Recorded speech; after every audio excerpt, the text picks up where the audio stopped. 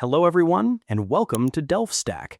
If you need to track down the exact IP address of someone who connected to your computer through AnyDesk, whether for security logging, network troubleshooting, or firewall whitelisting, the application actually hides this information from the main user interface.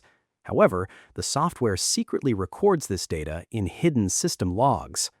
I have verified the latest forensic data paths, and I will show you exactly how to extract the IP right now. Let's get started.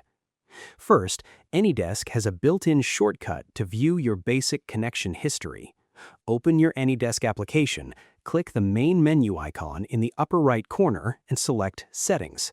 Scroll all the way down the left-hand menu and click on About AnyDesk.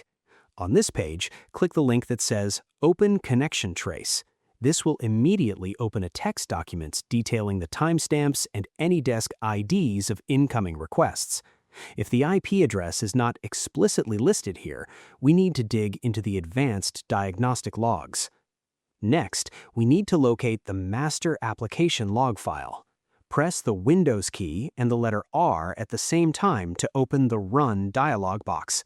Type %appdata %anydesk and hit Enter to open the hidden system directory. Scroll down until you find a file named AD.trace and open it using Notepad. Press Ctrl+F on your keyboard to open the search box and search for the exact phrase external address or logged in from. The numeric sequence listed immediately next to that log entry is the remote user's public IP address. Finally, if a user is actively connected to your machine right now and you want to see their IP live, you can bypass the log files entirely. Click your Windows Start menu and type Resource Monitor. Open the application, click on the Network tab, and expand the Network Activity panel. Look for the process labeled anydesk.exe. Assuming AnyDesk's Allowed Direct Connection setting is enabled on their end, the address column will display the exact IP communicating directly with your computer.